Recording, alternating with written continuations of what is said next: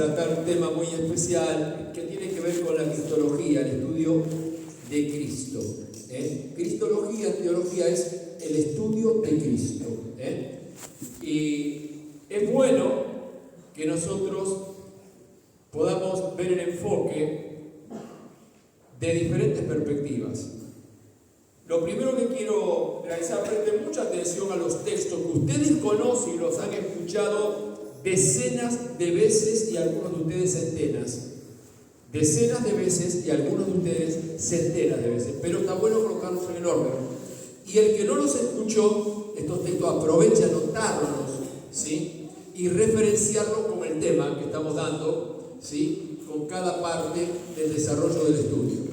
Lo primero que quiero que podamos tener es el título, que es el vínculo con Jesús o vinculados con Jesús. Es una expresión muy amplia, vinculados con Jesús, porque puede haber diferentes maneras de estar vinculados. Hay diferentes grados de vinculación y características de vinculación. Y yo quisiera que pudiéramos tomar un pasaje bíblico, porque lo que quiero que entremos es a la pregunta clave, directa, que confronta justamente nuestra relación con Cristo. Es: ¿quién es Jesús? Y lo hago desde una perspectiva universal. La perspectiva que voy a trazar ahora es universal, no evangélica o creo de cristiana, ¿sí? Que para algunos puede ser dogmática. No. Desde el punto de vista universal, el planeta, la gente, tiene definiciones. ¿Quién es Jesús? ¿Quién es? Y Gálatas 4:19 para nosotros nuestra bandera. Nuestra bandera en Gálatas 4:19, si me lo pones, Meli, nos va a ayudar a tener un texto audio. Hijitos míos, dice Pablo, por quienes vuelvo a sufrir dolores de parto, porque los está engendrando él también en su corazón pastoral, hasta que Cristo sea formado en ustedes. Hasta que Cristo sea formado en ustedes. Nos está hablando, por supuesto, de una experiencia que los cristianos que realmente están trazando el camino del discipulado pueden entenderlo. Los que están trazando el camino, los que están yendo por el camino del discipulado, han entendido que son discípulos, que la primera palabra que va a mencionar los evangelios y el Nuevo Testamento va a hablar de discípulos. Luego en Antioquía, a partir del capítulo 13 de los Hechos, les empiezan a llamar cristianos. Pero no les decían cristianos, les decían los del camino, y ellos se llamaban discípulos porque Jesús les llamó discípulos. Jesús les habló a ellos, cuando les hablaba, de discípulos. Y cuando ora con el Padre, los presenta como discípulos. Y va a utilizar esa palabra y ese concepto de discipulado, y va a desarrollar esos 3 años los conceptos y el desafío del discipulado. 3 años lo hizo. Y por supuesto va a tomar esa palabra tan íntima, ¿sí? Que la que utilizó también Pablo, la de hijos. Hijos. Lo primero que quiero que veamos son las perspectivas de abordaje que tiene el tema de Jesús, o el nombre de Jesús, o la persona de Jesús, o la historia de Jesús. La pueden anotar si quieren, va a salir allí, ahora cuando vayamos nombrándolo. Lo primero es que es una realidad histórica, así que en la perspectiva del abordaje se lo puede abordar como una persona histórica. No se lo puede negar. Flavio Josefo, el historiador más cercano y famoso de los tiempos, especialmente de la primera iglesia en aquel tiempo, no era cristiano, ya hablaba de Jesús. Y otros también, por supuesto, en Roma también se hablaba de la realidad de Jesús y de aquellos que tuvieron que ver con Jesús. Luego también descubrimientos arqueológicos como el lugar de la realidad de Pilatos, Poncio Pilatos, como procurador romano en la región de Judea. También está, por supuesto, confirmado en esa época, y se han hecho los descubrimientos, inclusive donde estaba el tribunal de él, en Losado, donde fue juzgado Jesús. Así que la realidad histórica de Jesús es indiscutible. Ahora, el tema es si es hijo de Dios, si era un judío más, es otra cosa. Sí, pero la realidad histórica en tratamiento serio no se puede negar. Es decir, no es un cuento, ni una leyenda. Jesús no fue ni cuento ni leyenda. No lo estamos diciendo como cristianos desde la iglesia, lo estamos diciendo en el contexto de un abordaje universal. ¿Sí? No se puede discutir la realidad de Cristo. Después, por supuesto, todo lo que ha sido la realidad de la iglesia, obviamente, que salió de él, es innegable. Lo otro se lo puede enfocar desde el punto de vista cultural de Jesús. Como tantos hombres en el mundo, ¿sí? Se lo puede ver desde el punto de vista cultural. Los principios, etcétera, etcétera. Desde el punto de vista filosófico, pero se le podría dar tanta importancia en eso como se le puede dar a cualquier pensador griego también, o del Oriente Lejano, como la China y tantos otros. Así que si uno quiere verlo así, puede competir con otros. Es más, había dichos que eran muy comunes, tenían los mismos significados de muchos sabios. Se comprende que habló Jesús. El amor, la igualdad, la justicia, etcétera, etcétera. Así que si se lo va a abordar por allí, también es una perspectiva, lo cual no significa reconocerlo como hijo de Dios. ¿Se comprende esto? Así que eso también puede tener un abordaje por ese lado. También puede tener un abordaje sociopolítico. Obviamente que, diríamos en términos políticos, podríamos mirar un gran político de la izquierda, diríamos, con los pobres, con la gente marginada, etcétera, etcétera.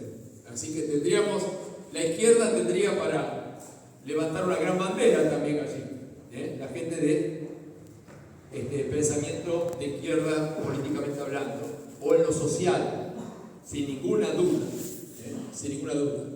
Así que es importante verlo de esa perspectiva.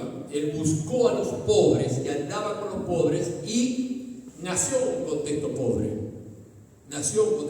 Aunque era de linaje real. Pero no era el único descendiente de la familia de David. David vivió 1000 años antes que él y que María. 1000 años antes. Jesús viene 1000 años después de David. No es poca cosa, No es poca cosa. Por eso a Jesús le decían el hijo de David. Bien. Desde el punto de vista religioso también se puede hacer el abordaje desde el punto de vista religioso. Y allí tendríamos tanto para hablar como hasta denominaciones cristianas que hay. Los grandes grupos protestantes y católicos, aún la Iglesia Católica no es la única, la romana no es la única, está la ortodoxa, que aglutina cantidad de iglesias y millones de personas. La Iglesia Católica no es la única de Roma, hay otras más también y otras más que ha habido. Así que si lo miramos así y si miramos a los protestantes, podemos verlos en cantidad de reformadores, calvinistas, etcétera, luteranos, como quieran. Y nosotros, hasta los bautistas, que no los consideramos ni protestantes, como si no estamos antes. Ni nosotros los consideramos.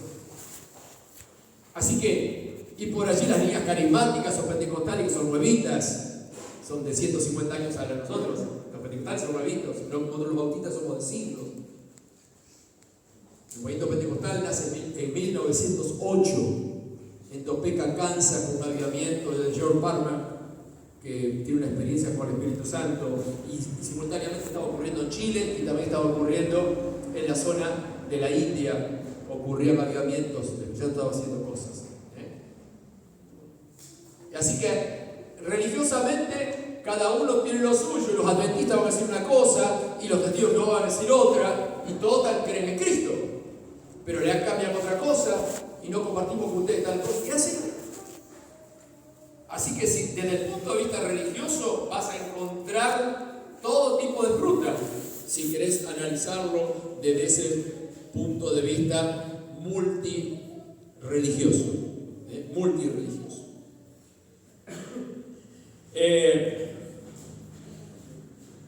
Desde el punto de vista eclesial, las propias iglesias dentro de los mismos movimientos o las mismas denominaciones tienen características diferentes en cuanto a cómo lo viven a Jesús, a cómo lo viven. Y desde el punto de vista teológico, tiene que ver justamente con los enfoques que pueden dar origen a seminarios y licenciaturas. Es inacabable estudiar Jesús. Es inmenso, gigantesco, infinito. Le he presentado estas perspectivas de abordaje. Yo no voy a hacer la histórica, no voy a hacer la cultural, simplemente te presento por cuántas ventanas se lo puede ver el tema, el sociopolítico, los puntos de vista religiosos, los puntos de vista eclesiales, los puntos de vista teológicos. Si quieren eso, tienen que entrar a un seminario que para eso se hace teología, para saber todos los enfoques que hay en el mundo sobre Jesús. Así que lo segundo que quiero que podamos abordar en la parte vincular con Jesús y ver quién es Jesús, es que quiero que veamos en segundo lugar de la razón existencial del ser humano. La razón existencial que es creer. Hay una razón existencial. Poneme ese segundo punto, Meli. La razón existencial del ser humano. Me estoy modernizando, ya no digo más del hombre, porque no digan todos y todas. Y por ahí algunos me dicen, todos también va a ser. Así que desde la realidad existencial del ser humano, entramos todos, ¿sí? Del ser humano. ¿Cuál es la razón existencial del ser humano? Ponémelo, Meli. Creer. Creer. No existe ser humano que no crea. ¿Quieren verlo? Vamos a ver. La primera, que es el tema nuestro, y es tu tema, y es tu experiencia y mi experiencia, en Jesús. Ponelo. Lo segundo es no creer en Jesús, es creer en otro. Creer en otro. Creer en otro, no en Jesús. Creo con los musulmanes, en Mahoma, en Buda. Creo en otra cosa, creo.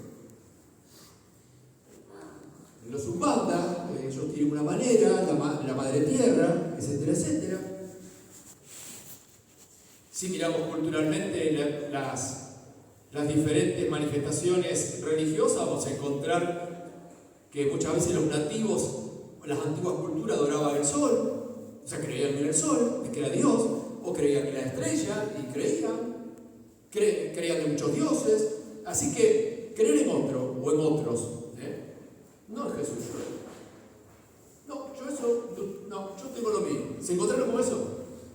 Creo en otro. Bueno, ahora,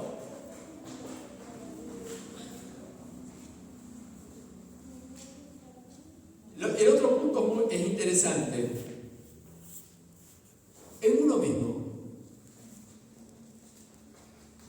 En uno mismo. Yo creo lo que tengo, abrime esas llaves, tengo, hago y pienso. A mí no me quiera convencer, Yo pienso así, o sea, que estoy creyendo lo que pienso. trabajo para hacer, mi familia, etcétera, etcétera, yo cumplo con mi trabajo, así que ¿en qué estoy creyendo? En mi trabajo, en mi tiempo, en mi responsabilidad. Yo no creo esas cosas, Yo tengo demasiadas cosas para mí. Bueno, estás creyendo en lo que haces. Estás creyendo. ¿Me vas siguiendo hasta acá? Estás creyendo en lo que haces. Por eso que lo haces así. Por eso es cierto. Nunca fallás en eso, nunca fallás. Y sos bárbaro. Hasta capaz que no hace mejor que vos.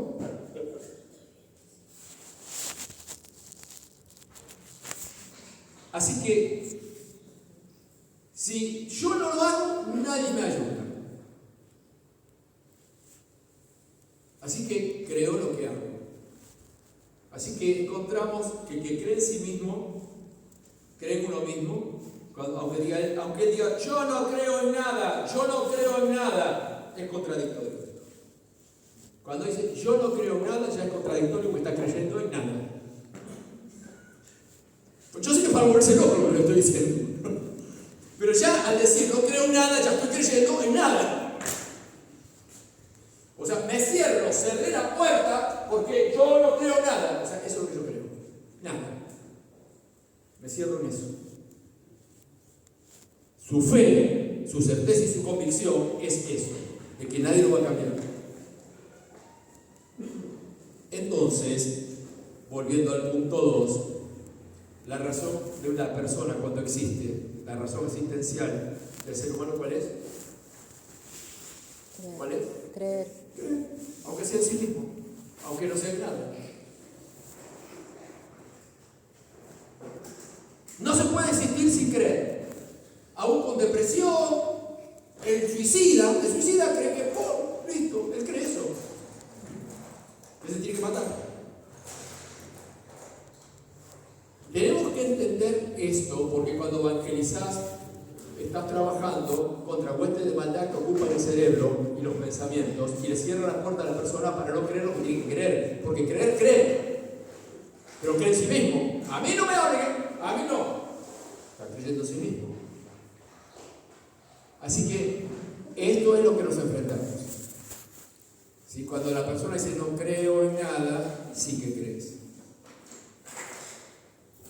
Crees lo que vos querés creer. Es una razón existencial. Creer. Ahora bien, en tercer lugar lo que quiero que veamos es esto. ¿Qué nos lleva a Jesús? Ahora sí nos enfocamos en el Señor. Ya hemos visto este contexto universal del posicionamiento de fe o de análisis o de controversia respecto a Jesús. ¿Sí? ¿Estamos de acuerdo? Por supuesto es un panorama que yo les tiro. Es un panorama para que ustedes se den cuenta cómo es el otro cuando yo hablo de Jesús. ¿Sí? ¿Qué universo tiene el otro? ¿Desde dónde Él está recibiendo lo que yo quiero o cómo nos está mirando? Ahora, ¿qué nos lleva a Jesús? ¿Qué lleva a una persona a Jesús? Sea luterano, anglicano, católico. ¿Qué lo lleva a Jesús? ¿Qué es lo que lo lleva? ¿Qué lo motiva? Bueno, primero, la necesidad humana. Primero, la necesidad humana. Siempre nos lleva a Jesús una necesidad. Es una necesidad muy diversa quizás en cada uno, es distinta en cada uno. Una muy conducente a Jesús, que está en los evangelios y es donde apuntan nuestras banderas en la evangelización, es el dolor.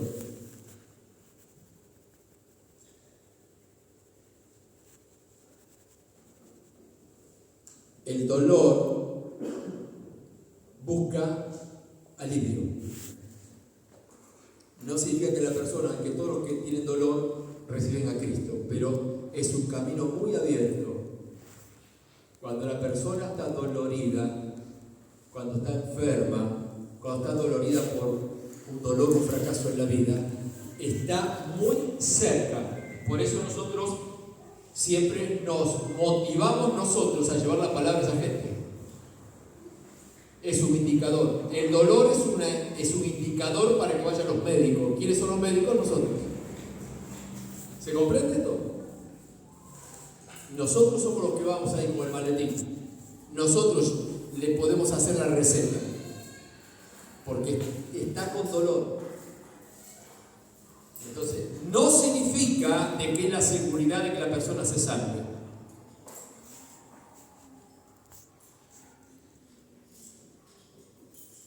El otro aspecto es las carencias. Jesús también se acercó a la gente que tenía carencias. ¿Se acuerdan la alimentación milagrosa? ¿Tenían hambre? El Señor hizo esta clase de milagros, y en el Antiguo Testamento también encontramos los milagros de los profetas a este respecto. Así que las carencias son un camino, ahora sí, para ustedes y para mí, como evangelistas, como discípulos del Señor, que tenemos este encargo del Señor de llevar la palabra. Estos son los indicadores: dolor y carencias.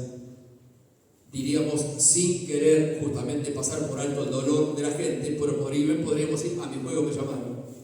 ¿Hay dolor? Como el bombero. ¿Hay fuego? No salgo. Si no hay fuego, no. Así que donde hay necesidad, hay un llamado para los discípulos. ¿Por qué? Porque justamente la necesidad puede llevarle y puede motivarle a recibir del Señor. Eso fue lo que ocurrió cuando empezó a indagar Jesús, a rascar el cascarón que tenía la mujer samaritana en su corazón. Tenía un cascarón donde el Señor rascó un poquito más, salió sangre, ¿se acuerdan? Tenía un cascarón, por eso iba a las 12 del mediodía con un cántaro en la cabeza a buscar agua, porque era insociable, la odiaban todos. Pobre mujer. Y el Señor rascó y le dijo: 5 maridos. Y el que tenés no es tuyo. Ya abrió toda la herida el Señor ahí. Señor, ¿cómo lo sabes? Si yo te diera, si vos supieras el agua que yo tengo para darte, no vendrías más. Dame esa agua. ¿Ustedes notaron lo que ocurrió allí? ¿Ustedes notaron?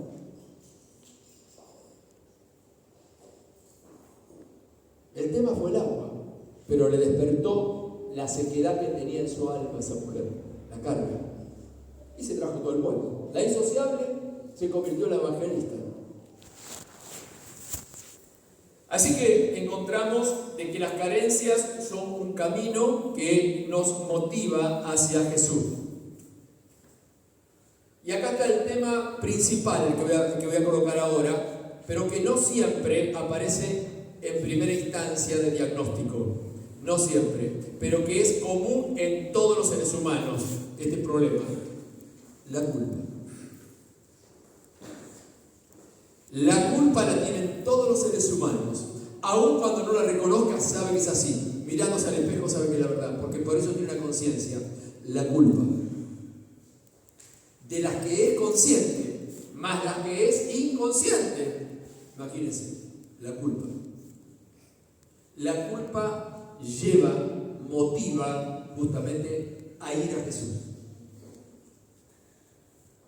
No te olvides que probablemente fue lo que motivó al peticito, a Zaqueo, a subir arriba del árbol. ¿Se acuerdan? La culpa.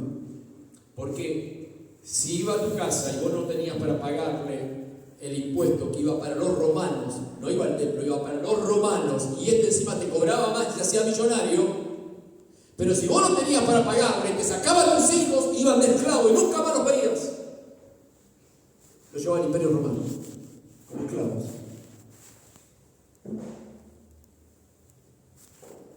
Tenía muchas culpas. Por eso va a decir: y si a alguien me he defraudado, se lo devuelvo. ¿Devolviste así 4 veces? 4 veces.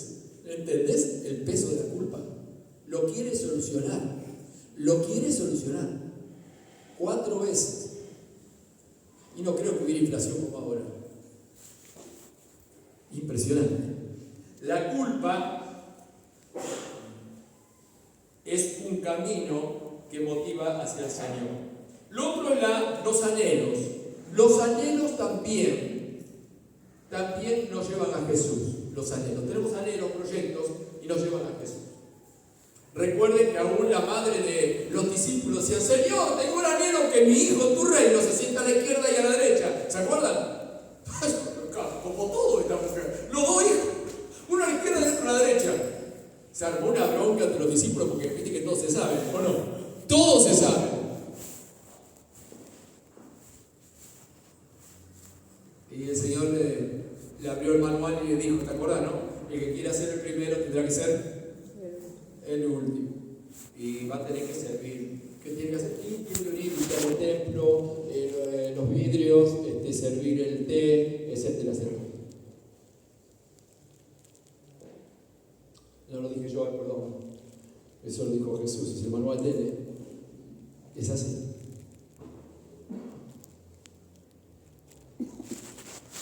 Así que el anhelo.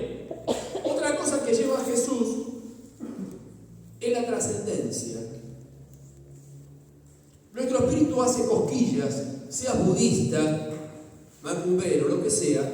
Tu espíritu puede hacer cosquillitas. ¿Qué hay después de esto? Trascendencia.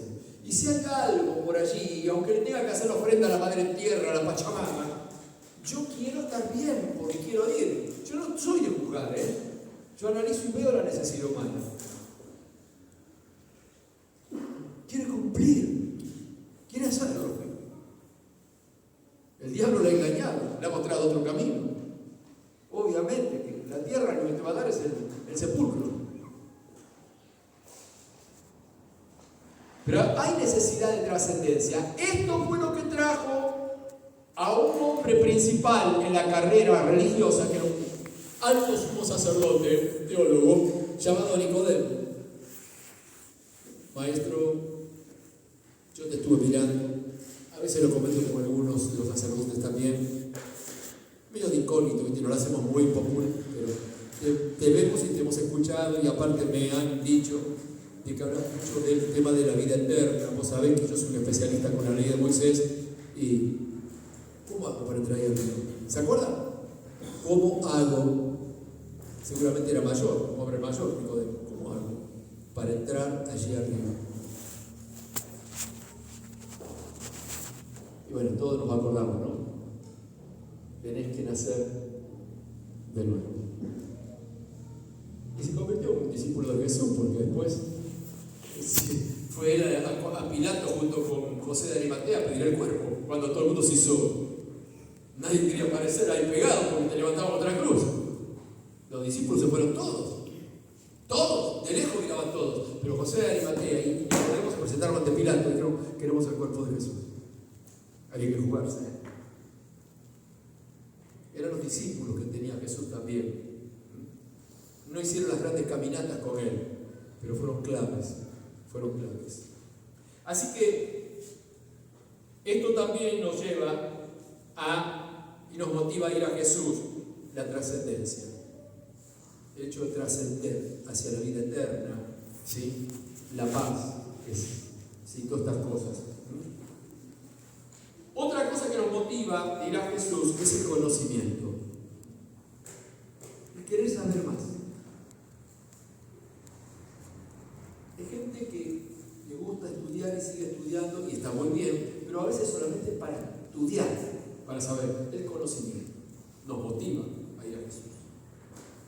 El conocimiento. Buscar conocimiento. En 1 Corintios 1:20 vamos a leer 11 versículos hasta el 31. Es una iglesia que ha recibido mucho. Han recibido de Pedro, no sé cómo, ¿no? Yo la verdad que no pude averiguar cómo Pedro fue a Corinto, porque algunos eran de Cefas, dice, otro de Apolos. Apolos sí estuvo en Corinto, Apolos. Y obviamente Pablo, Pero Pedro no sé cómo, pero el asunto que aparece Pedro. No, yo soy de Pedro, me encanta cómo predicaba Pedro. Aparte, estuvo cerca de Jesús, le hicimos tantas preguntas. Los corintios, había un grupo dentro de los corintios. Ahí, Corintios estaba en la zona de Grecia, ¿sí? Y eran pedrinos. Otro era de Apolos, que era un gran, muy elocuente predicador, expositor, y obviamente Pablo. Vamos a ver allí en 1 Corintios 1:20, dice, ¿dónde está el sabio? Está escrito a los corintios, que por supuesto es una zona muy helénica. Dice, ¿dónde está el escriba? ¿Dónde está el disputador de este siglo? ¿No ha enloquecido Dios la sabiduría del mundo? Pues ya que en la sabiduría de Dios el mundo no conoció a Dios, mediante la sabiduría agradó a Dios salvar a los creyentes por la locura de la predicación. Porque los judíos piden señales, o sea, quieren que las señales del Antiguo Testamento. Y los griegos buscan sabiduría, o sea, disputan a ver qué nueva cosa están diciendo estos. Pero nosotros predicamos a Cristo crucificado, que pagó por los pecados. Para los judíos ciertamente es un tropezadero, porque encima hasta lo crucificaron. Y para los gentiles es una locura. Más para los llamados judíos como griegos, Cristo, poder de Dios y sabiduría de Dios. Porque lo insensato de Dios es más sabio que los hombres y lo débil de Dios es más fuerte que los hombres. Pues mirad, hermanos, vuestra vocación, que no son muchos de ustedes sabios según la carne, ni muchos poderosos ni muchos nobles, sino que lo necio del mundo escogió Dios para avergonzar a los sabios, es decir, a través de vidas cambiadas, y lo débil del mundo escogió Dios para avergonzar a los fuertes. Y lo vil del mundo y lo menospreciado, si aquello que nadie le daba 5, lo escogió Dios, y lo que no es para deshacer lo que es, a fin de que nadie se jacte en su presencia. Mas por Él estáis vosotros en Cristo Jesús, el cual nos ha sido hecho por Dios sabiduría, o sea, podemos tener una vida en donde podemos comprender las cosas, justificación, santificación y redención. El 31, para que como está escrito, el que se gloría, gloríese en el Señor. Así que acá encontramos ni más ni menos que la convicción de nuestra fe. Porque Cristo, en el concierto mundial y universal, Cristo es. Si vemos el 29, creo que el 29, a ver, ponme el 29, 1.29 creo que es. A ver, o el 30 o el 29. El 30, ahí está, es sabiduría. Si buscas sabiduría, Cristo es sabiduría, justificación, santificación y redención. ¿Sí? Lo ubicó, fíjate el tema, en el concierto universal a Cristo ahí. Y le dice, y ustedes están en Él. Ustedes están en Él. ¿Sí? Una iglesia que está con problemas de proselitismos, sean pedrinos, sean de Apolos o sean de Pablo, más otras cosas. Por lo cual no te extrañe que había disensiones, peleas en los corintios y celos. Por eso Corintios 13, ¿se acuerdan? Yo le muestro un camino más excelente. ¿Cuál era? El camino de él. Corintios 13, el camino del amor. El amor es sufrido, ¿no? ¿Se acuerdan? El amor, nunca deja de ser. ¿Sí? Nunca deja de ser. Les habla porque el contexto que motiva la carta de Pablo es una iglesia que se pelea, que se jacta, que tienen egocentrismos, etcétera, etcétera, vanidades, con todas estas cosas. Entonces, por eso les resume justamente la bendición que significa ser cristiano. ¿Por qué? Porque Cristo es sabiduría, justificación, santificación y te redimió. Esto motivó, esto fue lo que el corazón de esta carta está allí. Cristo es esto. Sería bueno recordarse la dimensión de vida también, ¿o no? Cuando aparecen celos entre nosotros, o no manejamos nuestro carácter, o si lo que sea, ¿no? Sería bueno eso, Grábenselo, 1 Corintios 1:30. Interesante. Mas por Él estáis vosotros los de dimensión de vida en Cristo Jesús, el cual ha sido hecho por Dios sabiduría, y si no lo sabías, empezá a buscarla, o Hugo empezó a buscarla, justificación, sí, que no es por lo que vos hacés, sino porque Él te justifica, santificación, el que te va a hacer mejor, y redención, te compró. Dale un aplauso.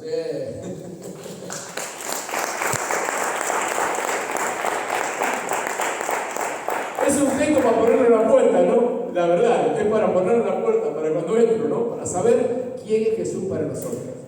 Así que bueno, y por último, como tema de este punto, la última parte es que también lo que nos motiva es la convicción de fe.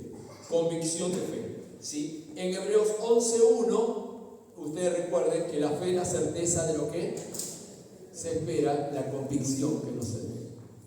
Entonces vivimos por la fe. Vivimos por la fe. Así que después lo tenemos ese texto también más adelante vamos a ver el otro texto referente a la fe. Cuarto punto, pero voy más rápido. Tenemos una confesión de fe.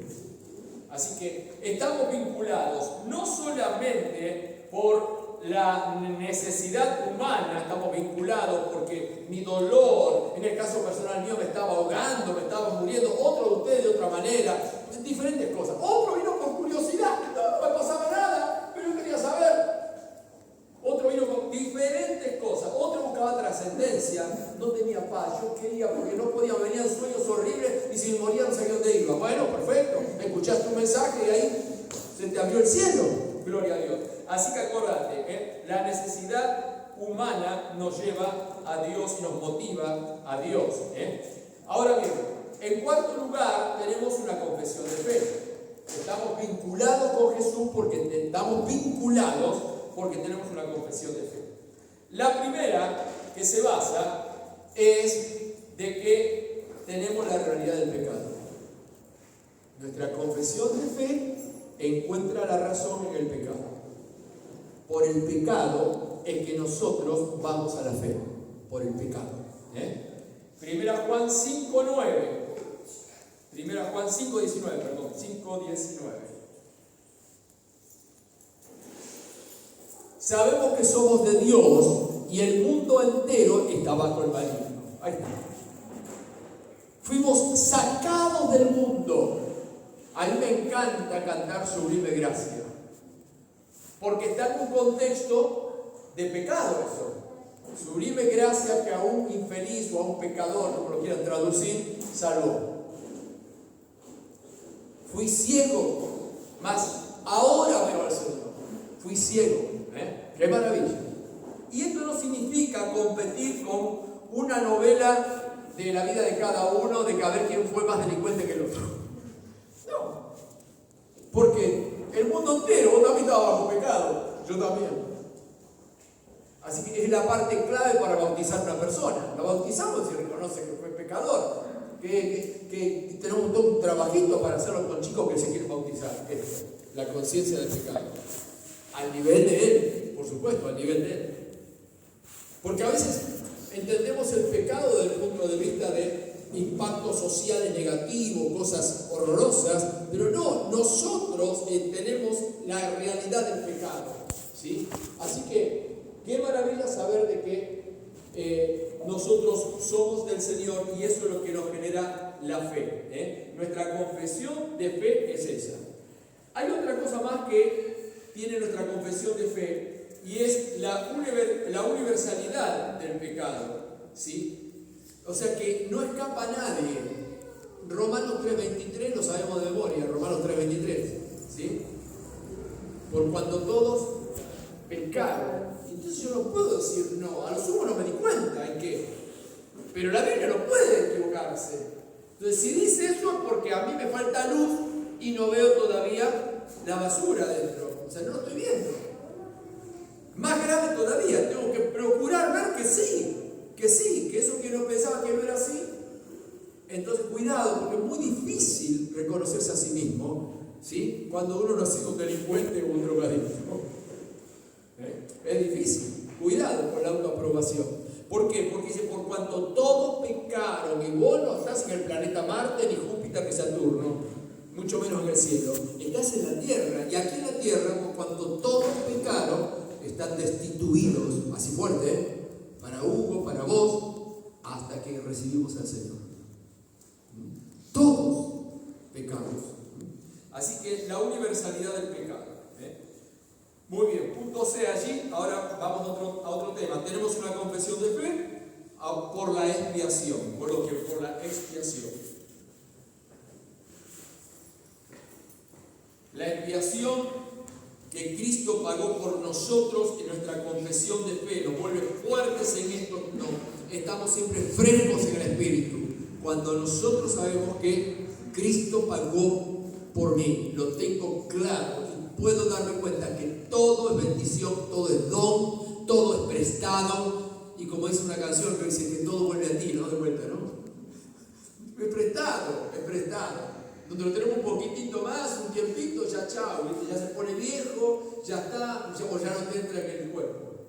Entonces te das cuenta, no hay nada, todo va pasando por nosotros, va pasando, ¿sí? Va pasando. Así que la expiación de que Cristo murió por mí, pagó por mis pecados, Él sufrió por mí, la expiación es fundamental para nosotros. Nunca te olvides de eso, ¿sí? Se te tienen que mover los cabellos de la cabeza y las tripas cuando cantás sublime gracia. No es para aquel, no, es para mí, que aún pecador. Y si no es así, porque no te encontrás, no hay que tampoco inventarse pecados ni volverse enfermo, ¿sí? En este sentido, pero tenemos que entender que lo teníamos, que no lo veíamos, es probable.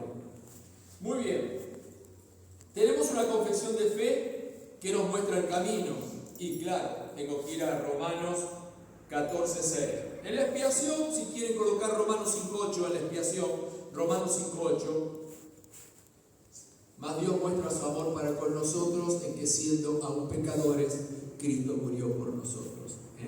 Siempre tengan fresco la expiación, siempre, y no van a tener problema para servirlo, porque lo que es servirlo es. Ahora, cuando tenés lejana la expiación de que Cristo murió por vos de manera personal, se vuelve todo más funcional y todo más difícil.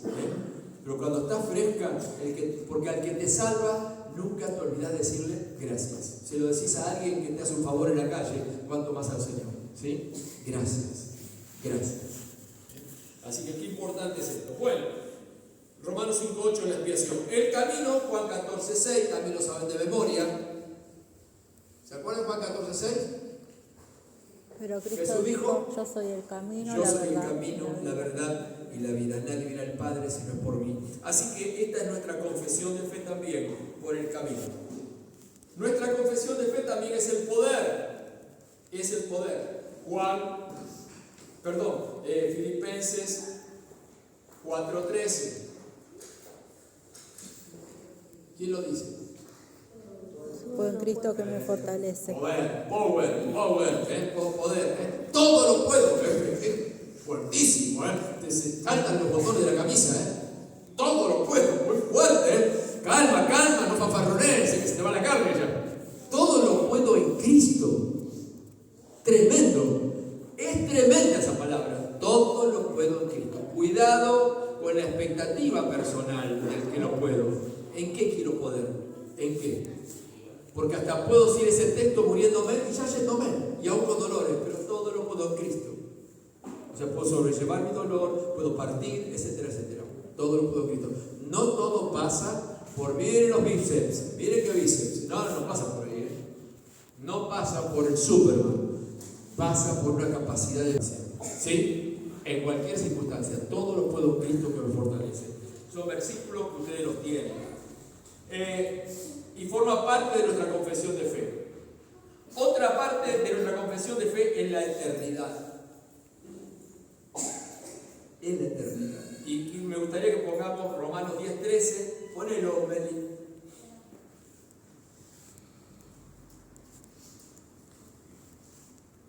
Porque todo aquel que invocar el nombre del Señor será salvo. La eternidad. Esto es fundamental en nuestra confesión de fe. Todo aquel que invocar el nombre del Señor. Estos textos especialmente, cuando estás tan caído que no alcanzás a agarrar nada, trata de que estos textos tan cortitos te recuerden la eternidad.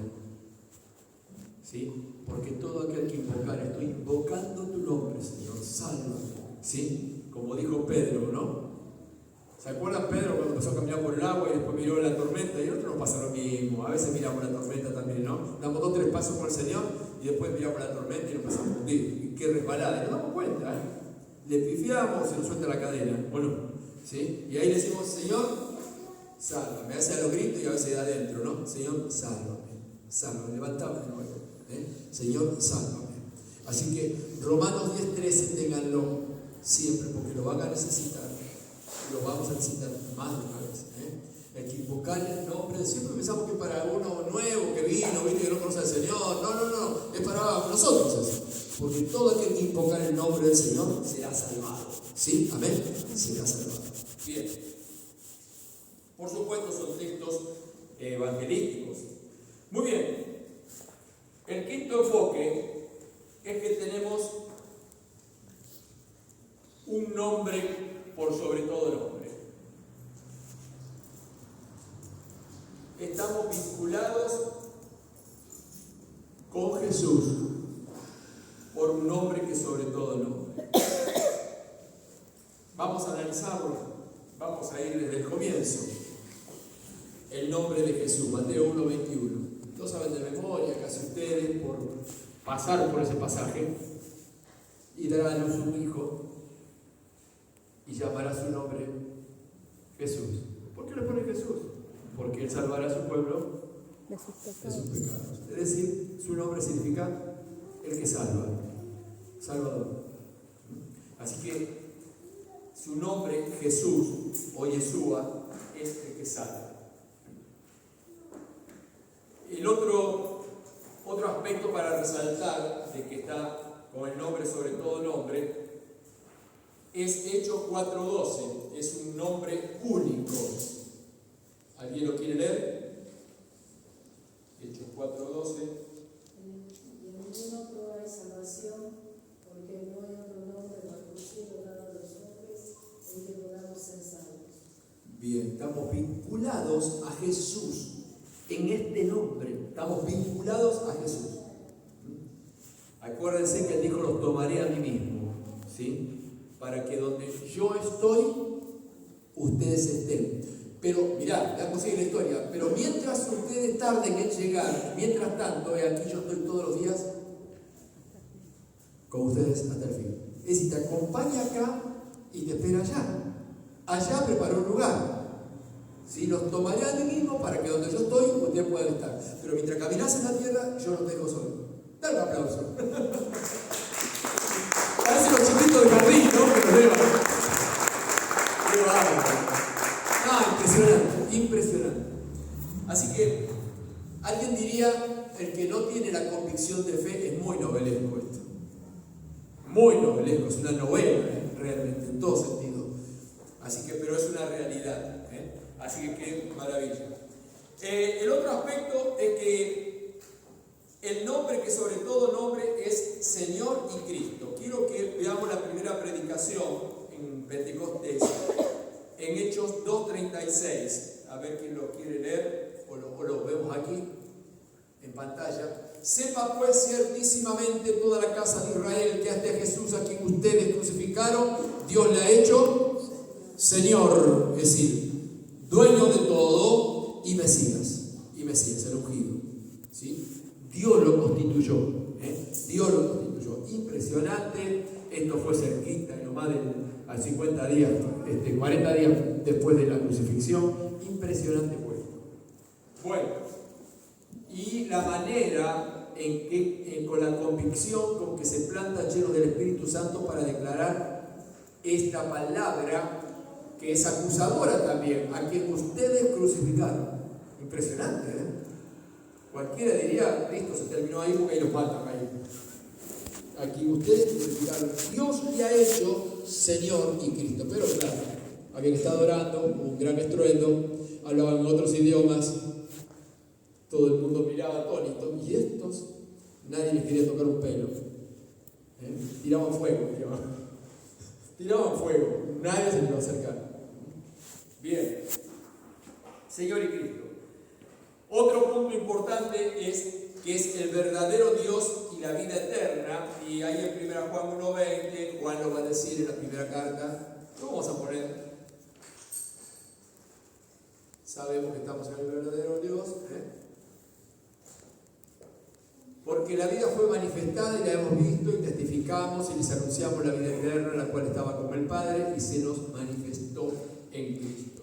Así que encontramos allí de que nosotros en nuestra confesión de fe tenemos también este nombre sin el cual tenemos la vida eterna. Otro aspecto importante, que ustedes también lo saben, pero tienen que saber que está en ese vínculo para nuestra fe, es creador. En Colosenses 1:16, ponelo por favor, Colosenses 1:16. Por supuesto podríamos poner Juan 1:1, Juan 1 cuando dice de que el verbo se hizo carne, no todas las cosas fueron por él hechas y sin él nada de lo que está hecho fue hecho. Porque en él fueron creadas todas las cosas, las que hay en los cielos, las que hay en la tierra, visibles e invisibles. Fíjense, acá hay una realidad que me gustaría que vean, que la van a ver en Génesis, de que Dios dice, bueno, allí en el comienzo, el primer resumen dice, en el principio creó Dios los cielos y la tierra. Si alguien lo analiza, dice, a la flauta, ¿cómo? Hizo los cielos, entonces ¿dónde estaba antes? Él no necesita espacios. Ya los cielos son un espacio, no sé cómo son, no subiendo al cielo, pero es un espacio. Y así puso ángeles, querubines, serafines, y lugar de alabanza, etcétera, etcétera, ¿no? Pero Dios estaba y no estaba en los cielos. ¿Se te rompe la cabeza? Sí, pero no se te rompa. Alabalo nomás. Así como los chicos, ¿viste? Los chicos, ¿viste? Cuando disfrutan algo, lo disfrutan. Disfrutar. Porque no lo vas a explicar nunca. Es Dios. Y se hizo carne. Después sí, ir a la escuela, a la sinagoga, aprender a leer y escribir. Hacía la silla y la mesa. Ya saben la historia, ¿no? Saben todo eso. Impresionante, costaba creer que ahí estaba, costaba. ¿Sí? Así que, porque en él fueron creadas todas las cosas, las que hay en los cielos, las que hay en la tierra, visibles y las que no vemos, sean tronos, sean dominios, sean principados, sean potestades, todo fue creado por medio de él y para él. ¿Puedo ser criollo honesto? Un capo. Totalmente, el único capo. Porque todo fue hecho por él, por medio de él y todo para él. Yo sé que la próxima vez que veas con una ofrenda, sabemos, te va a salir sola. Todo fue creado para él. Los hijos, la casa, todo fue creado para él. Todas estas cosas entran en el juicio. Nosotros los discípulos tenemos una bendición, pero también tenemos una responsabilidad porque se nos va a decir, vos lo sabías. Era para él. Era para él. Es lindo ser discípulo, pero también guarda, es una responsabilidad mayor que la del mundo. Al del mundo eso no se lo va a pedir. Simplemente rechazó a Jesús. Pero nosotros que lo aceptamos, así como yo sabía que era todo para él.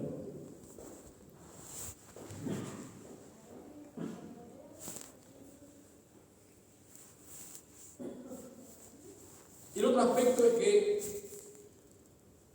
tiene un nombre de fidelidad, ¿sí? Que acompaña permanentemente, y recién ya lo dijimos, pero lo vamos a enfatizar de nuevo. En Mateo 28:20, la famosa expresión, y aquí yo estoy con ustedes todos los días hasta el fin. Encárguense un cuadrito o háganlo ustedes. Yo les encargo algo, si Julia me pregunta también, que diga, así, esa parte del texto que diga, he aquí, en la casa, he aquí. Yo estoy con ustedes todos los días hasta el fin.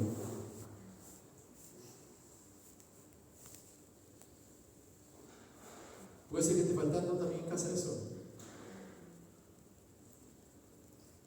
Hay gente que tiene...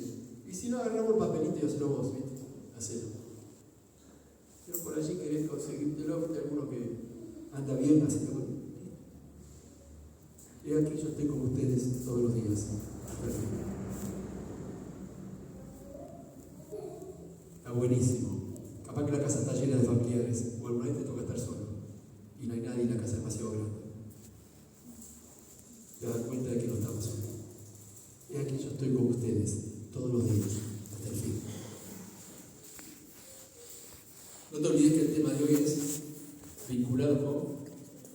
con Jesús. Depende cómo. Punto 6, terminamos. Tenemos la revelación. Estamos vinculados y tenemos la revelación. Si querés ponerle signo de interrogación, si tenés dudas, ponerle signo de interrogación. Tenemos la revelación.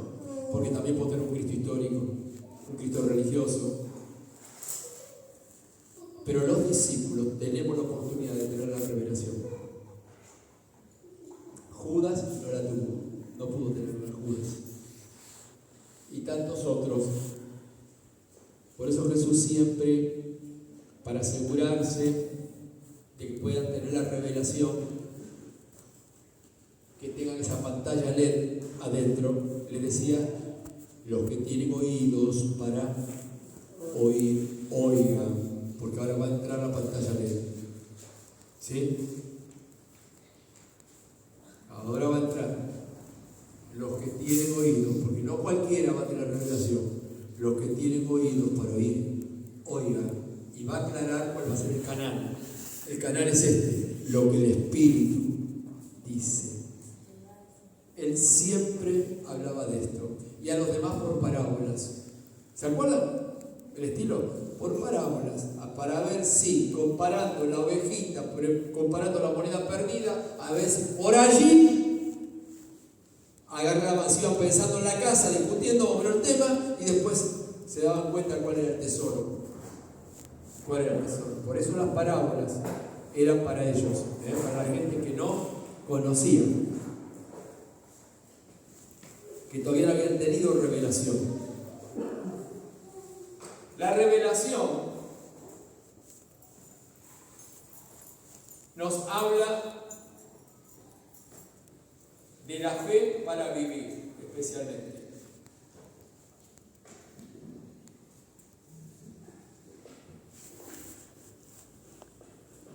En Gálatas 3:11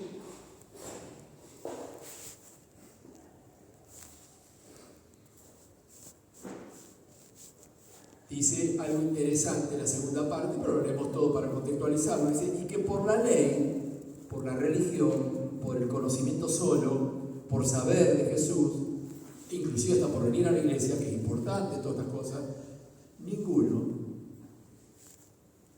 se justifica para con Dios. Y lo aclara, es evidente, dice, porque el justo por la fe vivirá, sin dejar de hacer lo otro, lo está diciendo no. Nada más si considera que porque hago tal cosa, no, el justo por la fe vivirá. Así que esto es una revelación que justamente nos permite vivir por fe. El otro aspecto de la revelación es que podemos vivir con esperanza, ¿sí? Con la esperanza dentro nuestro. Colosenses 1:27.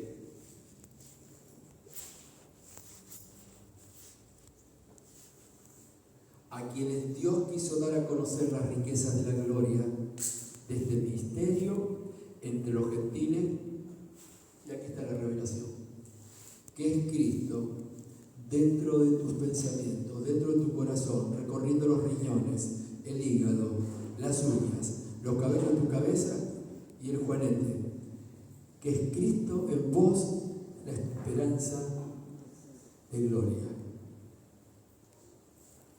Es una revelación.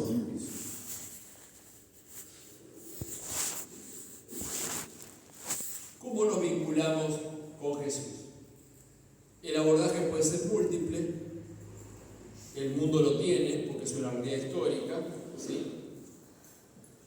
Y la manera de llegar a Él pudo haber sido de diferentes formas, lo hemos visto, de diferentes maneras, ¿sí? Dolores, carencias, culpas, deseos de conocer al Señor, mil formas, Y tenemos una realidad de confesión de fe, que acuérdense, se basa en que somos pecadores perdonados